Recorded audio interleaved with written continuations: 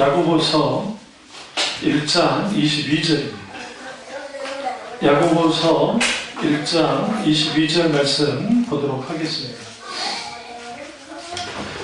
너희는 말씀을 행하는 자가 되고 듣기만 하여 자신을 속이는 자가 되지 말라. 아멘. 말씀 제목은 자신을 속이는 자가 되지 말라 할 말씀입니다. 자신을 속이는 자가 되지 말라 할 말씀으로 은혜를 나누겠습니다. 우리가 하나님 말씀을 듣는 것, 그리고 보는 것, 그리고 묵상하는 것, 그리고 깨닫는 것 아주 중요합니다. 그래서 이 모든 것은 결국은 그 하나님의 말씀이 우리 삶에 적용하고 그 적용된 말씀을 가지고 이제는 하나님께 영광 드리는 삶을 사는 것, 그것이 그리스도인입니다. 문제는 듣기는 하는데 그 말씀을 행하지 않는 겁니다. 22절에 아주 중요한 말이죠. 듣기만 하여에 집중하셔야 됩니다. 오늘날의 교인들이 그 설교를 듣지도 않습니다. 이게 이제 문제입니다. 듣기만 하는 것도 문제인데 듣지도 않습니다.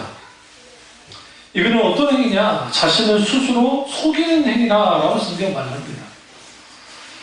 그렇기 때문에 우리는 우리의 신앙 생활을 할 때에 우리가 어떤 말씀을 듣든지 기도를 하든지 어떤 상황 속에서도 그 하나님의 말씀을 뭐 해야 되느냐? 이제 그 말씀을 듣고 행하는 자가 되어야 됩니다. 근데 문제는 행하고 싶은데 안 되는 거예요. 이게 이제 핑계죠, 핑계. 나는 행하고 싶은데 안 됩니다.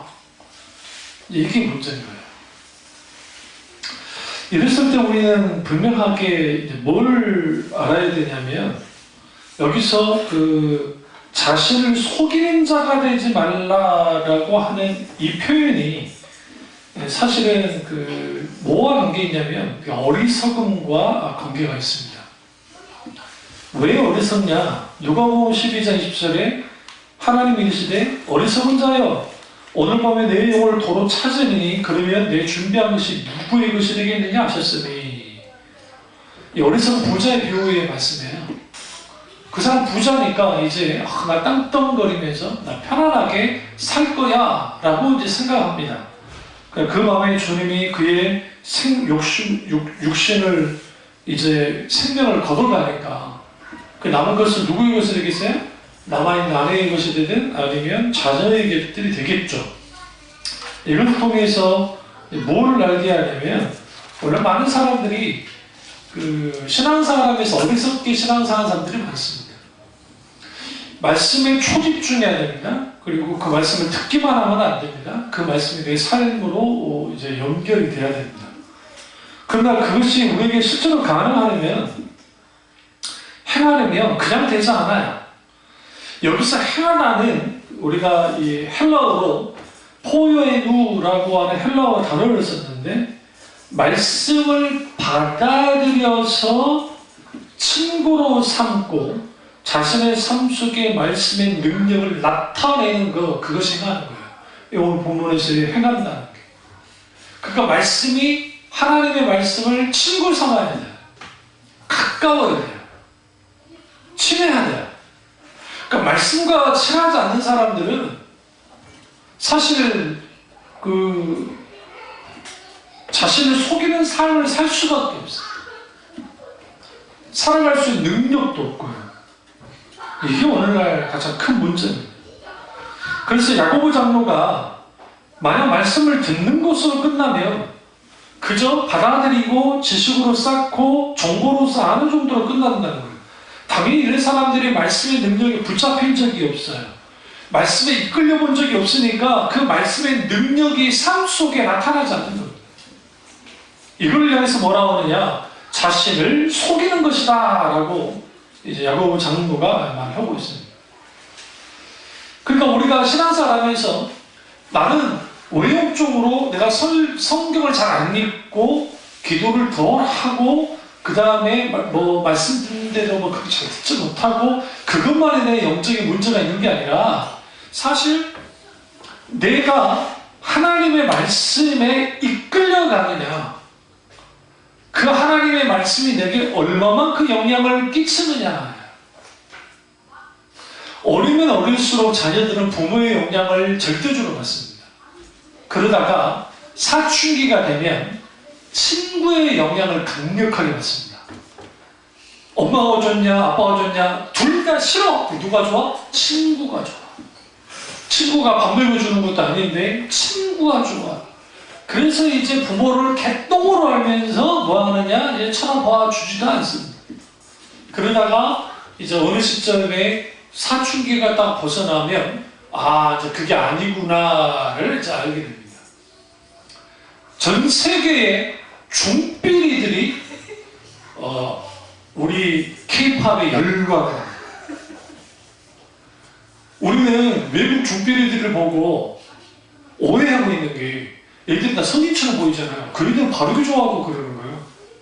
우리나라 중삐리 아이들은 아주 어린 티가 나는데 외국 애들은 벌써 초등학생만 돼도 그냥 성인 티가 나니까. 왜 그러느냐? 그 아이들은 자기들의 마음의 우상이 되는 사람들의 강한 영향을 받아요. 오늘 우리가 스스로 속이는 사람이 되지 않으려면 내게 영향을 주는 게 뭐냐는 거예요. 잘 들으세요? 부정적인 감정과 말은 우리에게 직접적인 영향을 줍니다. 내가 신경 쓰지 않아도 아파요. 영향을 강력하게 받아요.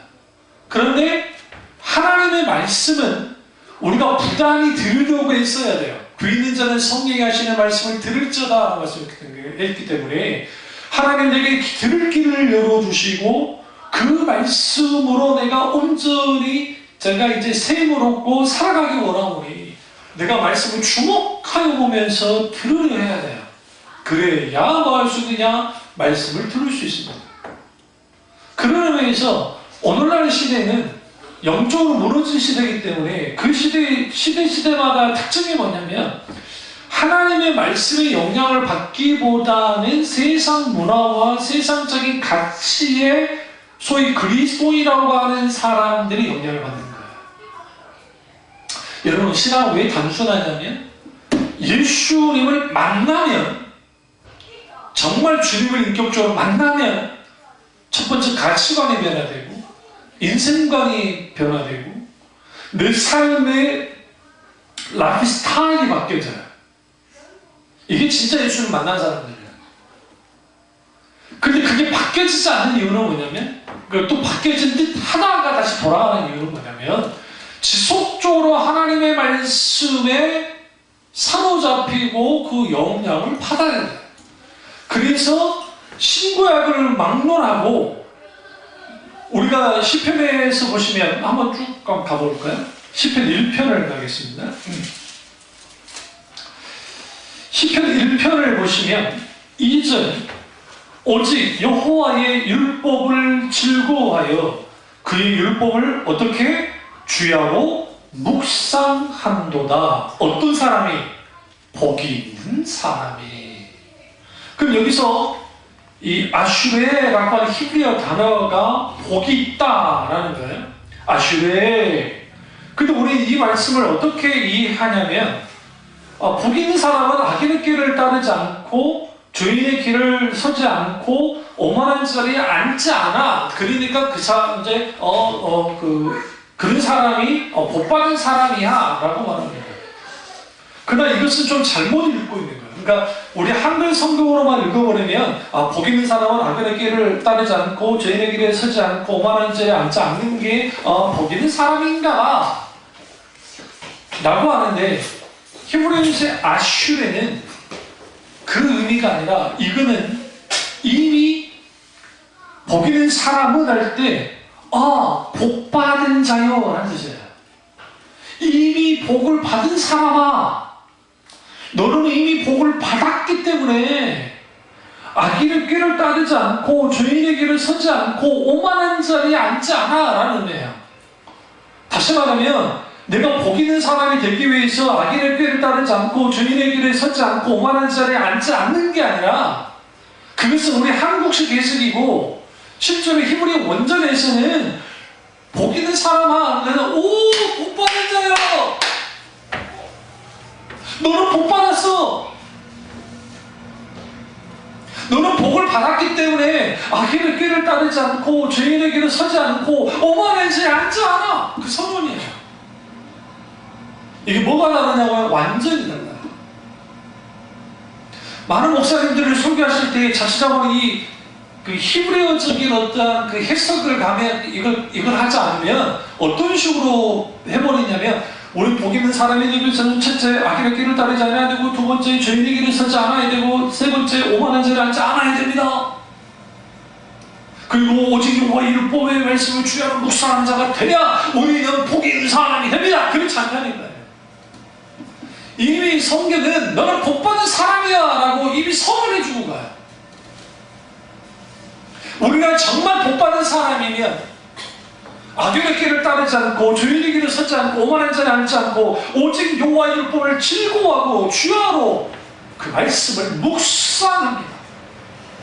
이게 연장선상에 있는 게 마태복음 그 5장에 나와 있는 산상수에 나오는데, 복인 자는 그 복에 대해서 말하잖아요. 애통한 자는 복이 있나니 천국이 저희 것이며, 심령이 가난한 자는 복이 있나니 뭐 천국이 저희 것이며, 애통한 자는 위로를 받을 것이며, 그게 나오잖아요. 그때 여기서 말하는 이 복이 있는 게 마카이오스라고 하는 헬라어 단어인데, 이 아슈리아와 똑같은 용법이에요. 다시 말하면 심령이 가난한 자는 복이 있나니 천국이 저희 것이며 하면, 많은 목사는 어떻게 설교하냐면, 우리가 진짜 복을 받으려면 심령이 가난해져야 됩니다. 그래야 천국이 우리의 것이 됩니다 라는 해석이에요. 이건 아주 지금 그 용법을, 히브리어나 헬라어 용법을 아직 이해하지 못하는 거예요. 이미 예수님이 뭐라고 선언하냐면, 복 있는 자야. 이미 너는 심령이 가난하다. 그렇기 때문에 마땅히 너는 천국이 너의 것이 된다.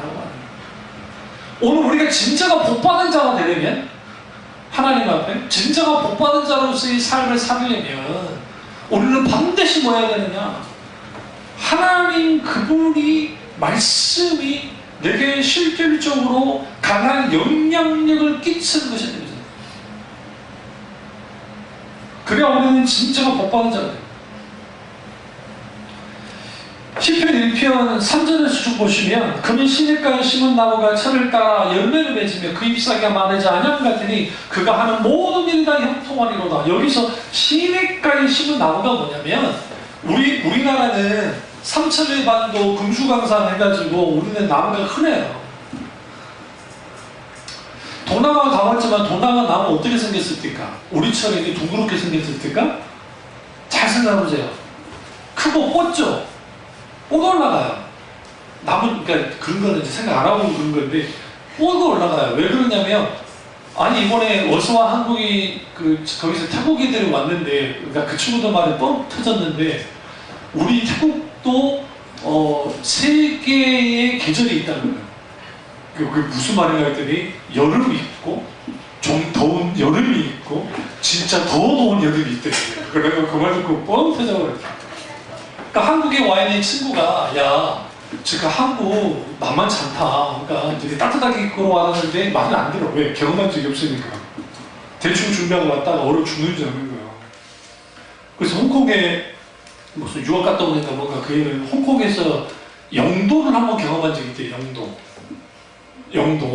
영도를 경험해놓고 밖에를 못 나가고 얼어 죽을까봐 그 숙소에 처박혀 있었다고 막 그랬는데, 그 친구들을 봤을 때 우리나라 영하 4도 이제 체감 온도는 한 8도 정도 됐는데 애들이 죽으려고 그러니까. 여러분, 여기서 시냇가에 심은 나무, 그런 기후를 생각해야 돼. 우리 생각은 안 돼. 사막 속 기후를 생각해. 사막에 나무가 많지 않잖아요. 근데 거기에 물이 있어요. 시냇물이 있어요. 그러면 나무가 시냇물, 우리 오아시스 생각하시면 돼요. 오아시스에 있으면 오아시스에 나무가 있죠. 그 이유는 물과 가까이 있기 때문에. 그러니까 이거는 비가 오든 안 오든 상관없어요. 계속 있는 것처럼 우리가 하나님 앞에 진정한 복받은 사람은 시냇가에 심겨진 나무가 되어져요. 그러니까 우리가 좀 명심하십시오. 영적인 침체는 정상적인 게 아닌 거예요. 비정상적인 신앙의 형상이야. 그런데 문제는 뭐냐면 그 영적인 침체가 일반적이라는 거야.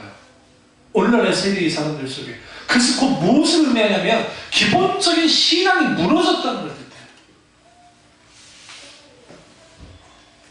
왜냐하면 시냇가에 숨겨진 나무처럼 우리가 하나님의 은혜 가운데 있어지면 영적인 침체가 살짝 왔다 갔다 딱 지나가버려요.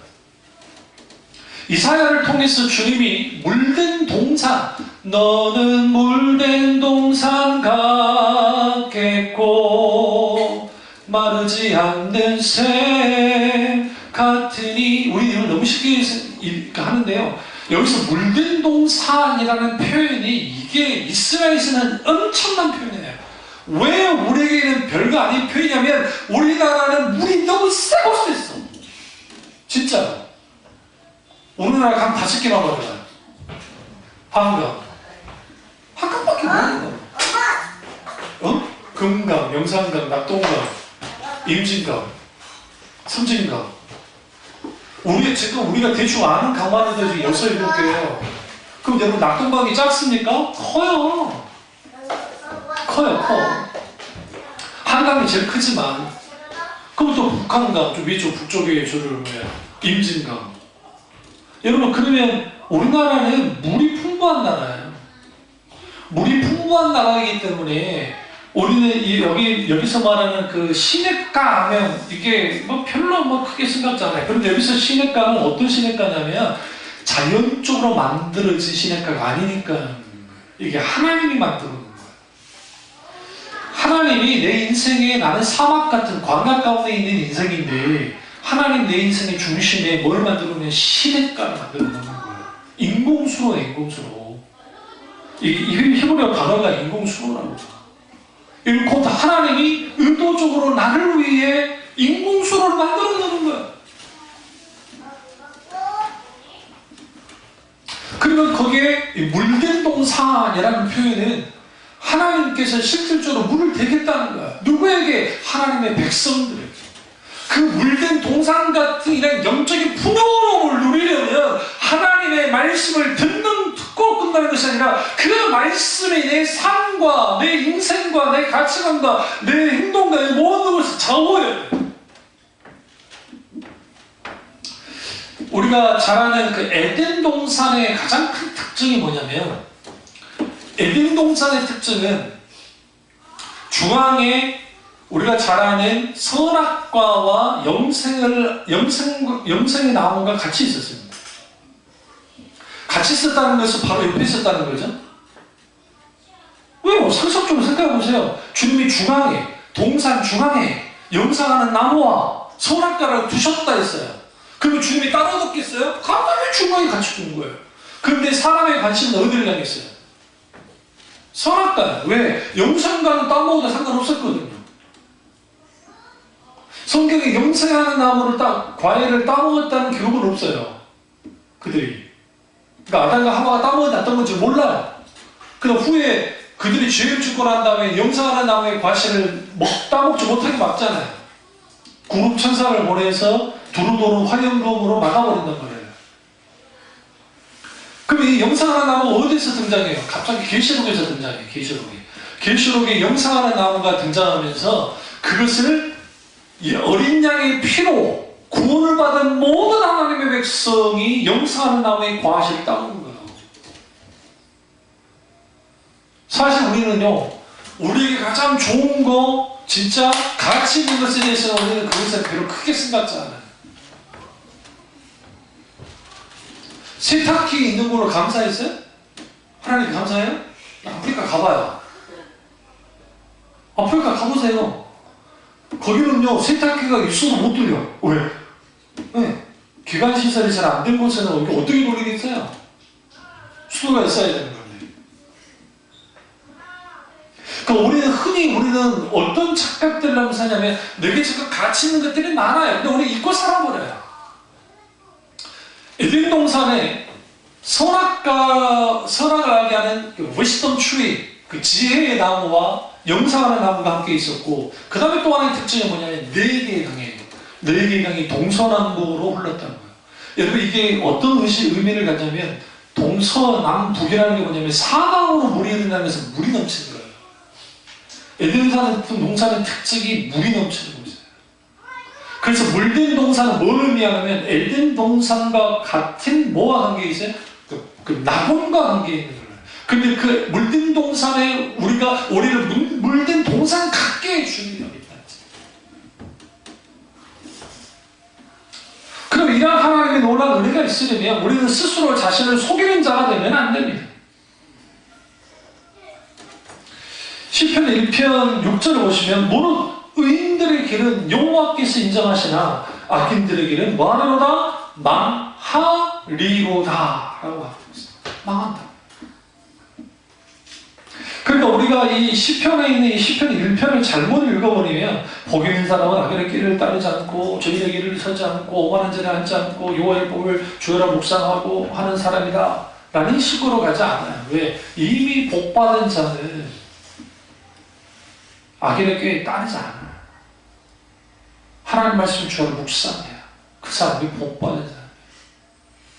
그런 복받은 사람이 되려면 반드시 우리에게 필요한 게 뭐냐면 하나님의 말씀을 듣기만 하는 것이 아니라 뭐 해야 돼요? 그 심어진 그 말씀이 우리 가운데 뭐 하게 되느냐? 실제로 행하게 되는 거예요. 야고보서 1장 21절을 보시면 그러므로 모든 더러운 것과 넘치는 악을 내버리고 너희 영혼을 능히 구원할 바 마음에 뭐? 심어진 말씀을 온유함으로 받으라. 말씀이 우리의 심령에 심어진다고요. 심겨줘야 돼요. 근데 여러분 이 말씀이 뭐와 관계인지 아세요? 위에 보세요. 성내는 거. 19절 20절 내 사랑하는 자들아 너희가 알지니 사람마다 듣기는 속해하고 말하기는 더디하며 성내기도 더디하라. 사람이 성내는 것이 하나님을 이루지 못함이라. 여기서 여러분 참 재밌는 표현이 그 사람마다 듣기는 속히 해야 되는데 말하기를 빠르게 하는 사람들. 우리 아들이 지하철을 탔는데 이제 그 책 사가지고 책을 잠깐 보다가 다 보고 이제 가방에다 열려고 일어나가지고 위에다가 딱 하는데 어떤 할머니 하나가 확 그냥 자리에 앉아버려요. 이러고 황당할 수가. 평상시에 할아버니가 일구에 다니더니 자리몸 탓하고 갑자기 소모저가 돼가지고 확 앉아버려요. 이럴 수 있냐고 한탄을 그래가지고 이럴 수 있다는 거죠. 우리 안경윤 씨는 그걸 한두 번 당한 게 아니라서 그래서 피해버려요. 경륜이. 우리 아들이 서서히 이제 인생 공부를 하는 거예요. 이게 만만하지 않구나. 완전 웃기잖아요. 그때 우리 아들이 참았대요. 잘했다고 그랬어요. 그것도 성질을 못 들었거든. 젊은 애가. 분명히 할머니가 잘못한 건 사실이지만 그냥 침 꼭꼭 삼키고 그냥 하고 마음을 놔도 되지. 그러니까 우리가 그 성내는 것에 있어서 우리 분노를 내지 않을 수는 없습니다. 여러분 거룩한 분노는 내야 돼요. 책 가운데 화 내는 기술이라는 책이 있어요. 여러분 아마 화 잘 내는 기술이 있어요. 그리고 그 귀막는 아이들이라는 책이 여기 소리 지르는 엄마 귀막는 아이라는 책도 있어요. 왜 이들 귀를 막는지. 진짜로.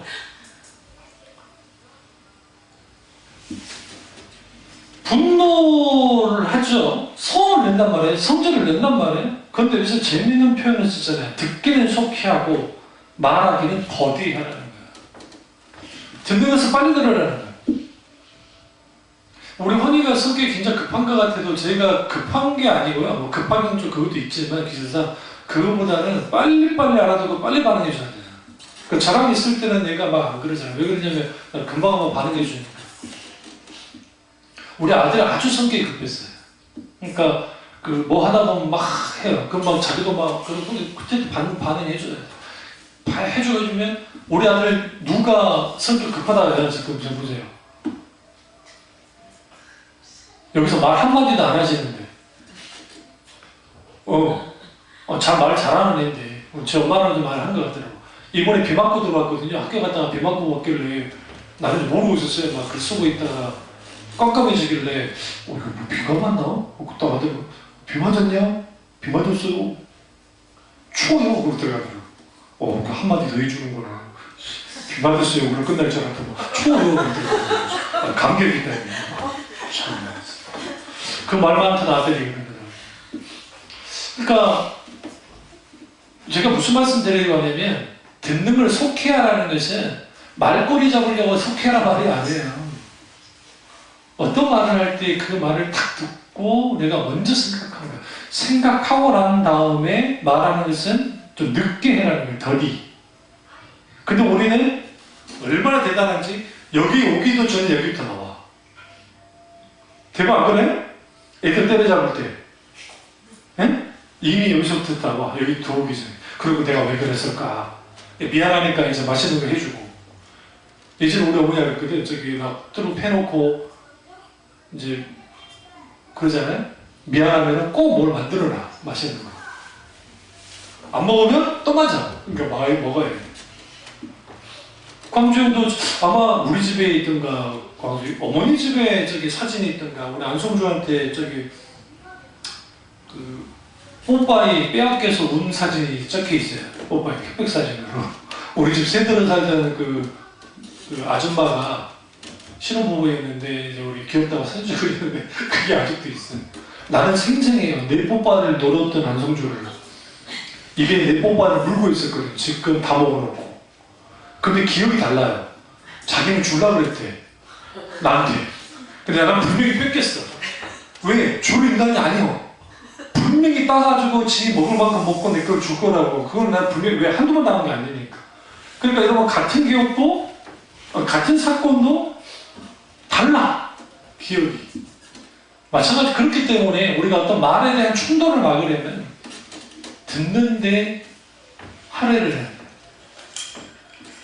그래서 잠언서나 잠언서도 그렇고 특별히 시편, 특별히 잠언서에 말쟁이들을 가까이 하지 말라. 뒷소리하고 막 후욕하는 사람들 가까이 하지 말고 말이 많은 자는 허물을 면기 어려우리라 하나님 성경을. 허물이 많을 수밖에 없어요. 계속 말하고 하기 때문에.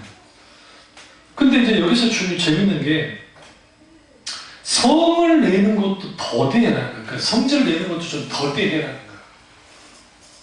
근데 오늘날의 한국 사회가 좀 웃음질 일이 별로 없잖아요. 그러니까 사람들이 다 화가 쌓여 있어. 기본적으로 건드려봐, 건드려봐 이거다. 그러니까 이걸 더디해야 되는데 더디하지 않는 거예요. 이게 뭐와 연결이 되냐면요. 그 21절 그러므로 라는 표현을 쓰잖아요. 그게 뭐와 연결이? 그 앞에 있는 뭐 일상에서의 듣기는 속해하고 말하기는 더디하고 성을 더디내고 성내는 게 하나님 나라를 이루지 못해요. 근데 그러므로 하면 접속사잖아요. 그거 연결되는 거예요. 이렇게 사는 사람이 그 마음에 심어질 말씀을 온유함으로 받을 수 있겠냐고요. 안 돼요. 그러니까 목사님들도 기분이 팍 상해 있는데 설교하면 안 되죠, 당연히. 좋은 말 안 나오죠. 그래서 토요일날 조심해야 되는 거예요. 그러니까 목사님들도 서로 막 연락하고 할 때 토요일은 다 연락 안 해요, 거의. 주로 이제 월요일날 쉬니까 월요일날 연락하거나 그렇게 하지, 실제로. 그러면 온유함으로 심어진 말씀을 온유함으로 받아라 했는데 여기서 너희는 말씀을 행하는 자가 듣기만 하여 자신을 속이는 자가 되지 말라. 23절 보세요. 이게 중요해요. 누구든지 말씀을 듣고 행하지 아니하면 그런 거울로 자기의 생긴 얼굴을 보는 사람 같아서. 이거 좀 이상하지 않으세요? 거울로 자기의 생긴 얼굴을 보는 사람 같대요. 이게 어떻게 여러분 오늘날의 시대로 해석하면 요즘 거울 정말 좋잖아요. 만약에 우리가 타임머신을 타고 타임슬립을 해서 조선시대로 가잖아요. 만약에 이런 거울만 내가 여기 흔히 파는 500원짜리 1000원짜리 거울로 갈 때가 내가 막 엄청나게 가져갔으면 떼부자 될 거예요. 뭐냐면 이게 실제로 사람을 보여주세요.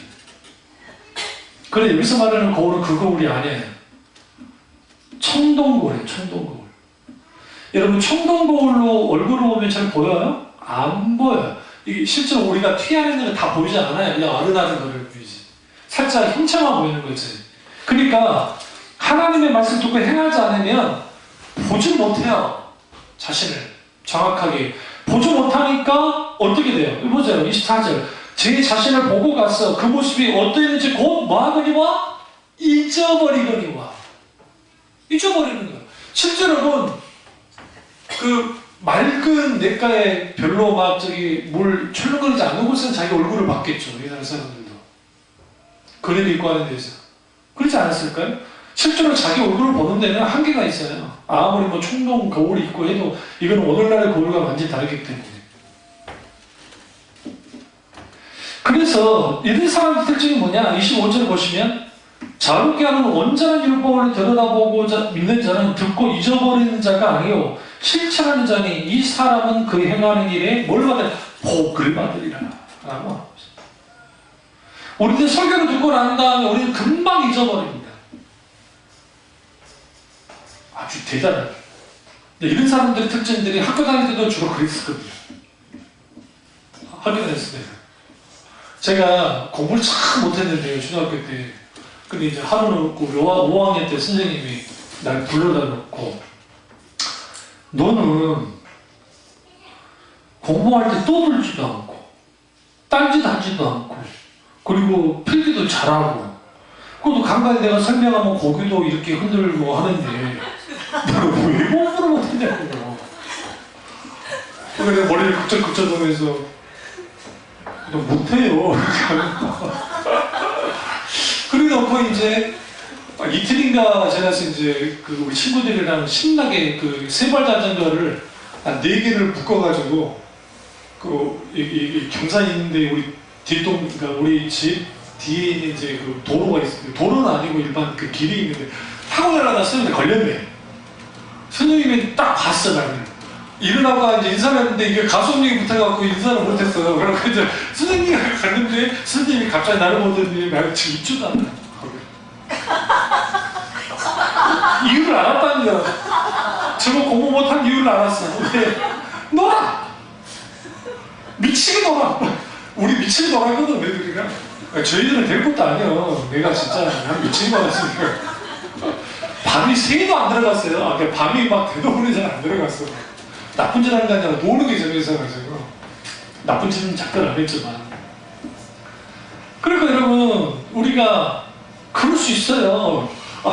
잘 듣는 것 같아요. 그런데 실제로 그 말씀을 깊이 배우죠. 왜 그러냐? 우리의 삶 속에 여러분 공부의 비결은 없어요. 다른 거 없어요. 예수 복습 잘해야 되잖아요. 안 그래? 예수 복습 외에는 없어요. 그러니까 그 예수 복습을 잘하고 된다. 성경 안 읽어. 응? 책 좀 읽어 하라니까 안 읽어. 그러놓고 맨 땅에 와가지고 들어보니까 여러분이 제 설교를 아무리 잘 들어도요 70% 이해하는 사람 대단한 거야. 70%. 그 대신에 저같이 막 목사님들이랑 그분들 설교 듣는 훈련이 되는 분들은 거의 들어요. 거의. 아마 제가 여기다가 동영상 틀어가지고 만약에 아우구스티누스의 고백록과 관련된 강좌를 틀어놓으면 여기 거의 다 절멸할걸요? 잘걸요? 왠 줄 아세요? 철학과 신학의 배경이 그런 게 없으니까 이건 재미없는 거잖아요. 근데 저 같은 사람들은 그런 강의를 듣고 강좌를 듣는 눈이 초롱초롱해져요. 왜 그러냐면 거기에서 들어오는 그러니까 이 교수님은 이 부분밖에 말 안 해요. 근데 나는 이 부분과 관계된 것들을 알아요, 배경적으로. 그러니까 이걸 더 깊이 듣는 거예요. 내 머릿속에 같이 들으면서 하다 보면 아주 깊이 빠져들어요. 말씀도 똑같아요. 하나님의 말씀이 우리에게 들려져요. 그러면 이 말씀이 내게 영향을 주잖아요. 이것이 내 삶 속에서 경험되어지는 그러한 것들이 많으면 많을수록 하나님의 말씀이 내게 풍요롭게 다가와요.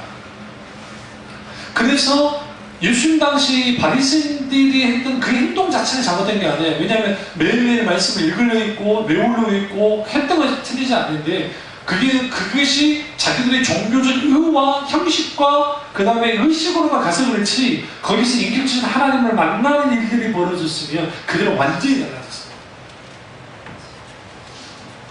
스스로 속이는 자가 되지 않아요. 그러면 스스로 속이는 자가 되지 않으려면 어떻게 해야 될까요? 우리가 이게 아주 중요하잖아요. 스스로 속이는 자가 되지 않으려면 첫째로 말씀에 대한 무지로부터 벗어나야 돼요. 여러분, 말씀에 대한 무지는 신앙의 최대의 적입니다. 하나님의 말씀에 무지하면 하나님의 기준 위에 설 수 없고 하나님의 기준 위에 서지 못하면 어떤 것도 분별할 수가 없어요. 그러면 무지의 원인이 뭡니까? 무지의 원인은 아주 간단해요. 내 머리가 나빠서가 아니에요. 그게 아니라 마음의 상태가 어떤 상태이냐면 하나님의 말씀을 필요로 하지 않아요. 하나님의 말씀을 그렇게까지 필요로 하지 않기 때문에 담임 목사의 어떤 반복적으로 듣는 그런 설교 말씀에 우리 뭐 스마트폰에 있는 설교든지 아니면 메토드는 목사의 설교든지 그냥 그것을 필요로 하지 않는 거예요. 그리고 거기에 있는 배우려는 자세도 없었잖아요. 그러다 보니까 궁극적으로 이는 뭐와 연결이 되냐면 영적인 교만과 연결이 되어지는데 예수님이 바리새인들을 굉장히 주님이 공격했던 게 뭐냐면 그들은 다 안다 그랬거든요. 자기들은 다 알기 때문에 주님께 배우려는 자세가 하나도 없었어요. 근데 사실 예수님이 그들이 뭐라 합니까? 그들은 하나님의 형용을 본 적도 없고 하나님 그분과의 만남도 가진 적이 없고 그들은 하나님을 알지 못한다고 하면서 그들 무지에 대해서 말씀해요. 근데 그 무지는 단순히 내가 몰라의 무지가 아니라 알고 싶어 하지 않는 거예요. 오늘날 말씀에 대한 무지는 뭐와 연결이 되냐면 하나님의 말씀을 알려고 하지 않아요. 왜 알려고 하지 않아요? 그 말씀이 내게 직접적으로 역사하는 말씀이 아니기 때문에 오늘날 너무나 많은 사람들. 그러니까 이러한 설교를 들으면 그 말씀은 고리타분한 그런 옛날 이야기 정도밖에 안 되는 거예요.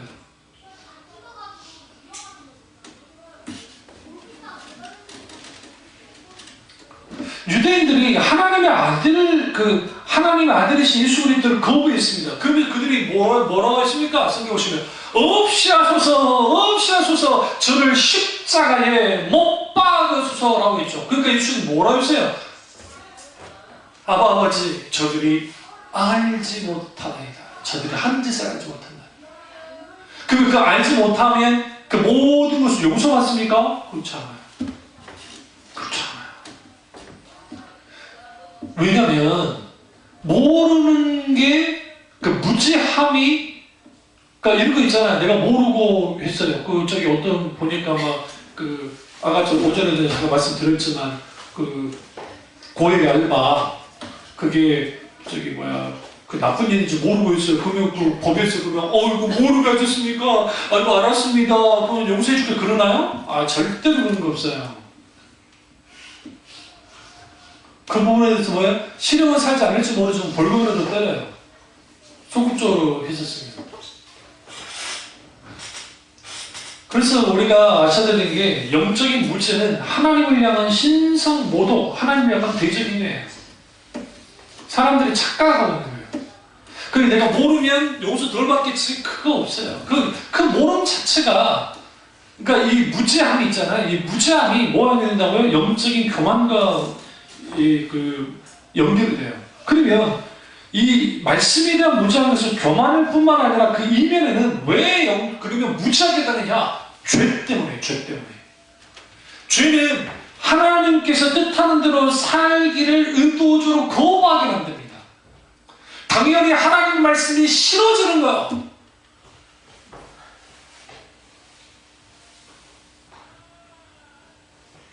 이름 쓰기를 거부한다니. 축복이 있었죠. 저거 목사가 만들어야 되니까.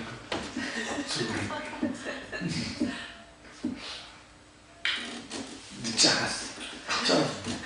우리 이삭이 초등학교 들어갈 때 있었어. 방년 12세에 한갑 깨쳤어. 농담이고요. 한 10세에 깨쳤을 때. 12세에 구구단을 외우시고. 그러니까 사람들이 나한테 완전히 바보라 그러잖아요. 멍충이가 됐죠. 그러면 하나님에 대한 무지, 그 무지가 왜 문제가 되냐면 그 하나님에 대한 무지가 기독교를 가장한 미신을 믿도록 만들어요. 이번에 그 사바하라고 하는 영화가 나왔잖아요. 그 감독이 크리스찬이에요. 자칭 자기는 크리스찬이에요. 어쨌든 교회에서 자라 나왔어요. 근데 거기 나오는 그 주인공 남자 그 목사로 나오는 사람 있잖아요. 담배 쪽쪽 피면서 그 돈 들어다니고 뭐 하는 이제 그런 사이비 목사를 자신의 그 감독이 갖고 있는 기독교에 대한 그 철학을 집어온 거예요. 그러니까 그 세계관은 샤머니즘과 불교 세계관이지만 그러나 그 안에 임에는 기독교를 집어넣었다고요. 그러면서 그 예수님에 대하여 그 예수님에 대한 그 이해 가운데서 비난받는 예수에 대해 말하고 싶었다라고 하는 거예요. 그건 뭐냐면 비난받는 예수는 뭐냐면 예수님이 잘못해서 비난받는 게 아니라 예수 그리스도 그분이 죄 없으셨지만 유대인들에 의해서 로마 군인에 의해서 죄 없이 돌아가셨잖아요. 그 비난받음에 대해서 얘기를 하고 싶었다. 그러니까 여러분이 이제 영화를 보거나 뭐를 볼 때에 그 작가의 정신과 시대 정신과 그리고 감독의 정신입니다. 그러니까 오해하지 말아야 될 게 영화는 감독의 예술입니다. 작가의 예술 아닙니다. 그러니까 저는 직접 영화 공부를 했어요. 직접 영화 관련된 그 교수님한테 한 강좌를 듣긴 했어요. 대단히 공부한 건 아니고. 그러니까 그때 그분이 처음 알았어요. 그건 감독의 예술이라고. 그리고 연극과 이제 특히 연극 같은 경우 이제 이런 것은 배우도 배우지만 작가가 어떻게 하느냐에 따라서 배우들이 주로 많이 하는 거고 드라마는 또 다르고 작가가 또 많이 해줘야 되는 거고. 근데 무슨 말씀 드리려고 하냐면 거기에 그 시대 정신을 딱 집어넣으면 어떤 것이든 그들의 사상이 딱 들어가 있어요. 사상이 딱 들어가 있으면 그것에 대해서 분별할 수 있어야 돼요. 근데 기독교를, 그러니까 예수님을 믿는데 예수님을 믿는다고 하는 사람들이 미신적으로 예수님을 믿는 거예요. 미신적으로. 여러분 다양해요. 우리 기독교 안에, 그러니까 한국교회 기독교 안에 뭐가 많이 들어와 있냐면 유불선, 그러니까 유교, 불교, 도교. 도교는 좀 더 확장시키면 샤머니즘이 많이 들어와 있어요. 이게 이 요소가 교회 안에 들어왔고 언어만 달라졌어요. 용어만 달라진 것 뿐이에요. 근데 결국은 다 같아요. 크게 다를 게 없어요. 그거를 사바하라고 하는 그 감독이 이걸 비꾼 거예요. 그럼 진짜 누가 구원할 수 있냐? 진짜한 종교가 뭐냐? 그냥 인간의 탐욕과 그 속에 벌어지는 수많은 일들에 대해서 막 하는 거죠. 신앙과 미신의 차이는 분명합니다. 미신은 신을 자신의 소유로 삼고 그리고 그 신을 달리고 그 올려서 신이 내가 원하는 대로 모든 것을 성취해 주는 것, 그것이 미신이고 성경에서 말하는 신앙은 주권자이신 하나님을 나의 의지로 좌지우지할 수 없다는 것을 알고 하나님 앞에 내가 변화하는 거예요. 다시 말하면 미신은 신이 내게 변화해 주는 거예요. 내가 의도에 맞게 내가 원하는 대로. 그러니까 내가 원하는 대로 바꿔주는 게 신이에요. 그게 미신이고 신앙은 내가 하나님께로 변화되는 거예요. 바뀌어지는 거예요. 그런데 많은 교인이 하나님을 미신처럼 믿고 따라합니다. 그러다 보니까 거기에서 무슨 일이 벌어지냐면 성경에까지 무지하니까 그 성경에서 무지하니까 교회에서 일어나는 수많은 미신적인 요소에 대해서 분별을 내지 못해요. 과거에 여자들이 한 달에 한 번씩 하는 그라운드를 할 때 강대상에 올라와서 청소는 왜 못하게 합니까? 그게 부정된다고. 아니 그러면 남자 장로님들이나 남자 안수사님들이 청소를 할 것이지. 그 시대에 누가 언제 사찰 집사님 빼놓고 누가 청소합니까? 다 여자 집사님들이나 권사님들이 청소하시지. 우리 허니 여기가 여기서 떼들고 막 그랬잖아요. 응? 이거 옛날 같았으면 이거는 지금 두 사람을 잡아다가 저기 광화문 사거리 아니 서서문 사거리에 있다가 목을 칠 일이요. 그런가는데 우리 있잖아요. 저 어렸을 때 있어도 우리는요 강대에서 못 올라갔어요. 우리 같은 우리 같은 한 번. 그냥 올라갔다가는 난리가 나요. 이거는 뒤집어지고 니가 적게 보시는데 올라가는 거예요. 그 대신 허용하는 분들이 있는데 그분들 누구냐 주로 권사님들, 장로님들. 그러니까 권사님들이 주로 이제 밑에 강대상이 있고 중강대상이 또 위에 강대상이 따로 있어요. 그 위 강대상까지 권사님들이 올라가가지고 권사님들이 청소를 쭉 하세요. 일개 집사 하나가 올라오면 죽는 거예요. 안 내려가냐 죽는 거예요. 거기는 너희들이 보험할 수 없는 거. 그렇게. 그게 유교의 위계질서와 그리고 소위 말하는 이 산당, 신당 비슷한 그런 그 종교적으로만 하겠다는 그런 의미로서 그래버리는 거예요. 말도 안 되는 겁니다. 그런 것들이. 무슨 상관이 있습니까? 그러니까 이거 말고도 이런 거 있죠. 금식 기도를 하거나 새벽 재단을 쌓거나 천하 재단을 쌓고 하면 기도응답을 잘 받는다라고 하는 논리들이 가지고 나왔단 말이에요. 실제로 여러분 그 권장할 만한 겁니다. 그 나쁜 거 아니잖아요. 평상시 기도하지 않았던 사람들이 기도하는 거 얼마나 감사해요. 그렇게 정말 감사한 거예요. 그런데 그렇게 하면 뭐한다? 응답이 분명히 잘 된다는 거예요. 마치 정성을 들여서 기도 정성과 기도 노력과 기도 어떤 걸 통해서 내가 이렇게 치성을 드려 치성을 해서 다 하면은 하나님이 이를 가상히 여겨가지고 하나님이 잘 응답한다는 거예요. 성경 뭐라고 말하느냐? 근식의 기도에서 말하지 않습니다. 부르짖어 기도하는 거? 우리가 어떤 속에서 낭망치 않고 기도에 힘써 애써 기도할 때 구하라 그러면 주실 것이요 찾으라면 찾을 것이요 두드리면 열릴 것이다 라는 말씀이 있잖아요. 구하는 자가 자꾸 두드린 자가 없고 막 한 자 열리고 막 그러잖아요. 그럼 그것이 단순히 기도의 강도를 말하는 게 아니에요. 하나님이 우리에게 역사하실 때는 하나님의 우중의 뜻이 맞아야 되고 하나님의 때가 맞아야 돼요. 하나님의 타이밍이 맞아야 돼요. 그때 비로소 하나님이 어떻게 하느냐 거기에 놀랍게 역사하시고 하나님의 뜻을 보여줘요. 우리 비로소 그때 뭘 하느냐 아 그래서 하나님이 지금 역사하시는구나 라는 거예요.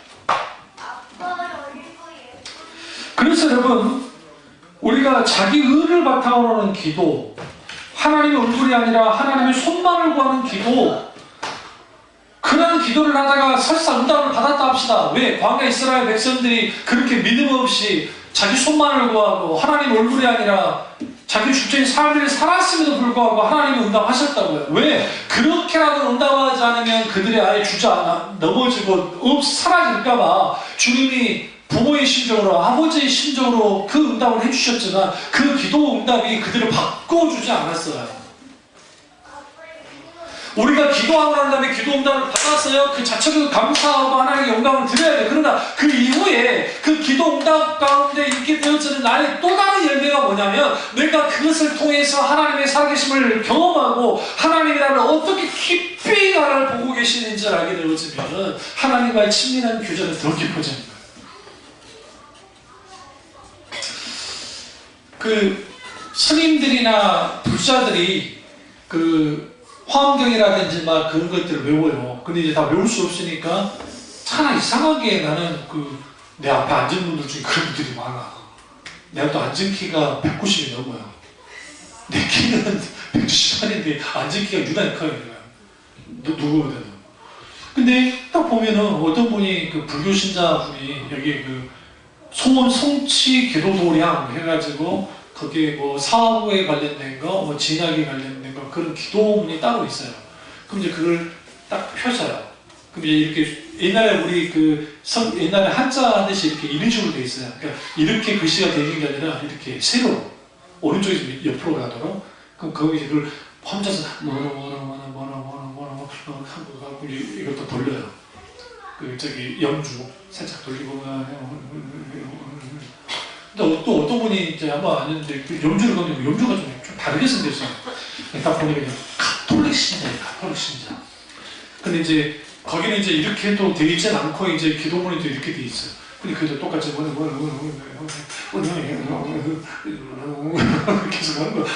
한 번 돌려. 야, 그걸 끝날 줄 알았네. 한 번 또 밖으로 와. 또 해. 그 한 번 오니까 한 번 탁 하는 것도 기도문은 마리아여 나를 위해서 뭐 해 주소서, 뭐 니콜라오 성자여 내게 뭐 해 주소서, 하네. 자, 그걸 보면서 참 열정이 대단하네. 우리 개혁교회에서 신자들 중에 저런 신자들이 있었으면 세상을 뒤집었을 거야. 세상을. 응? 주기도문을 수백 번 암송했더니 자기가 원하는 소원이 성취됐다는 강대상을 붙잡고 기도해야 능력이 더 있다고요. 그래서 꾸역꾸역 강대상까지 나와서 기도하는 사람들이 있어요. 응? 기타 등등 여러 것들이 있어요. 물론 하나님이 역사하지 말라는 법은 없습니다. 근데 문제는 뭐냐면 이것들이 하나님께로부터 온 것이냐? 저는 그렇게 생각지 않습니다. 아주 어리석은 겁니다. 교회 안에서 진리보다는 미신을 믿는 풍조를 가져와요. 그러니까 이재록이가 뭐 전사가 나타난다, 뭐 어쩌된다, 기적이 나타났다, 자기가 뭐 그냥 소설로 이렇게만 해도 그냥 병고침이 일어나고 있다는 거, 그건 정말 하나님의 역사가 그렇게 나타날 수도 있다고요. 그냥 묻고 싶은 게 365일 지금 하면 다 되는 거예요. 사도 바울과 베드로를 보세요. 하나님께서 어떤 특별한 때에 하나님의 요즘과 뜻이 있어 목적이었을 때 그게 강력하게 역사를 해요.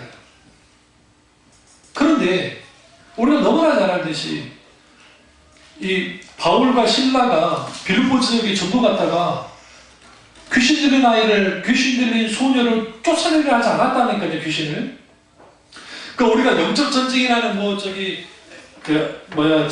영적 전쟁을 막 주장하는 사람들, 지용령이 어쩌고 하는 사람들 말을 그런 식으로 하면 이해할 수가 없는 거예요. 사도 바울의 행동이. 바울이 귀신 쫓아내려 하지 않았던 이유는 뭐냐면 어차피 여기는 우상이 충만하고 지금 바울이 가장 중의적인 것은 지금 이제 처음 전도역이잖아요. 그러니까 복음의 전쟁 기제가 필요한 거예요. 흩어진 디아스포라 기독교인들이 있으니까 그들을 먼저 찾아서 그들의 도움을 받아서 이제 일단 속전을 장하고 그리고 난 다음에 어떻게 할지를 정해야 되는 거예요. 근데 계속 따라가면 이제 귀신 들린 소녀아이가 막 괴롭게 있다. 이 괴롭게 있단 말은 뭐예요? 따라 붙어가고 계속 그러는 거예요. 자기들은 지금 전도역에서 전도사역을 감당을 해야 되는데 그러니까 어쩔 수 없이 사도 바울이 쫓아내버립니다. 귀신을. 그러자 무슨 일이 벌어졌나요? 감옥에 갇혔어요. 그 소녀가 점치는 소녀였거든. 점주가 성질이 난 거예요. 얘가 정신이 돌아가버렸어. 제정신이 돼버렸어. 점을 못 봐. 성질 나가지고 고소를 해가지고 잡혀 들어갔다가 그래서 매를 진탕 맞는 거예요. 여러분들 같으면 그 놀라운 기적이 나타났죠. 그들이 할 때 또 기적이 일으키면 되지. 하나님의 역사는 내가 나타나고 싶다고 나타나지지 않아요. 절대로. 저도 그래요. 안수할 때에 결몸이 강하게 있고 어떤 게 있다는 것들 느껴질 때도 있지만 때로는 그게 덜 느끼기도 하나님의 역사할 때 많고 나는 좀 많이 맞으실 것 같은데 그러지 않은 경우도 있어요. 그걸 통해서 뭘 배우냐면 나는 완전하지 않구나. 그 하나님의 역사하심으로 나는 하나님의 매개물, 도구로서 사용되면 된다는 생각을 하는 거예요. 그러니까 문제는 말씀 무지를 틈타서 누가 공격해요? 이단들이 공격을 하는 거예요. 이단들이. 무지하니까. 막 공격해요. 그러면 이단들이 어떻게 만드느냐? 말씀에 대한 무지를 이용해요.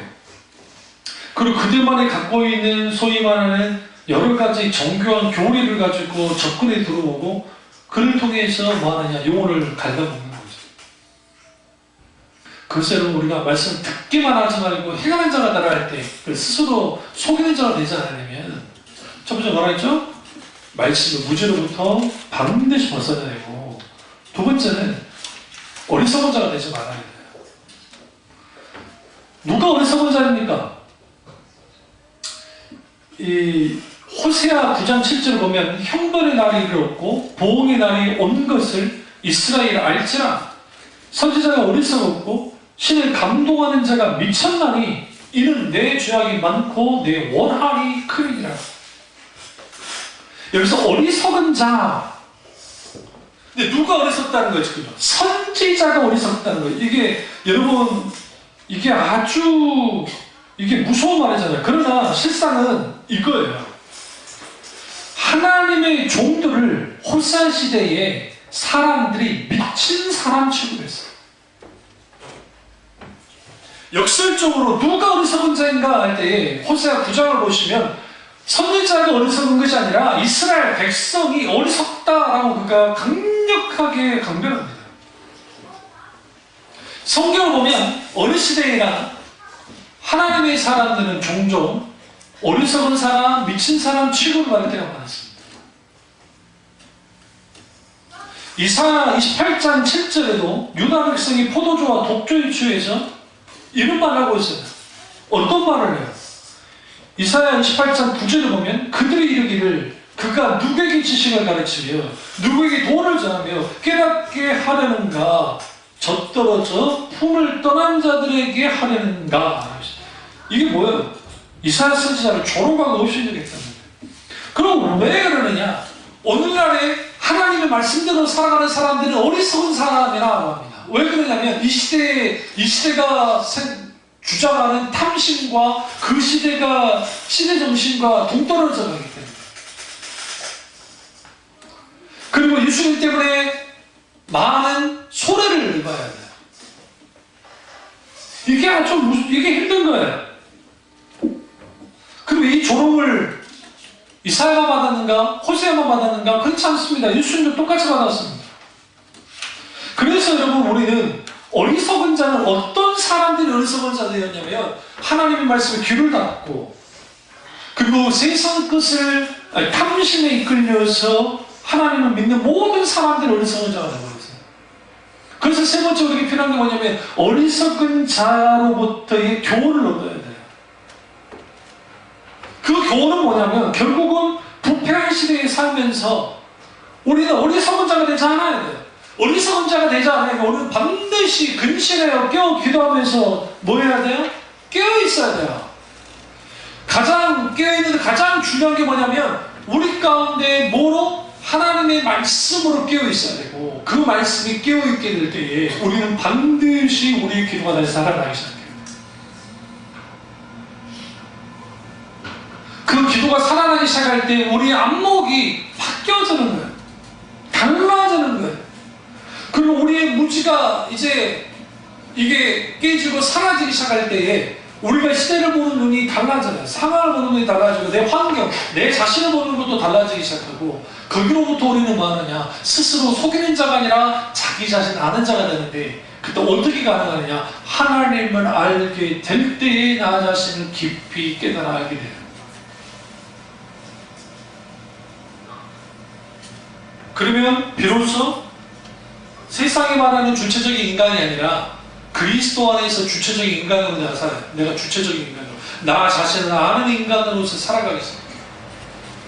그런 사람들이 나아가 뭐 하느냐? 세상 조류와 싸워서 맞짱을 뜨는 거예요. 이 사람들. 왜? 그리스도의 군사가 되어있어요. 결코 물러나지 않아요. 그리고 그 시대에 대해서 반기도 들어요. 이게 잘못됐기, 진리는 잘못됐기 때문에 반기도 듭니다. 그리고 그러면서 그들이 뭐 하느냐? 진리, 하나님 말씀의 진리를 사수합니다. 그리고 그들이 깨어있을 때 하나님의 때가 되었으면 그들 중에 누군가를 통해서 하나님은 하나님의 도움을 일으켜요. 그리고 그것이 옳았다는 것을 분명하게 드러냅니다. 그것이 은혜가 저와 여러분 참 중앙교 있기를 주님으로 축원합니다. 기도하겠습니다. 기도하실 때 오늘 이 말씀이 나의 말씀이다.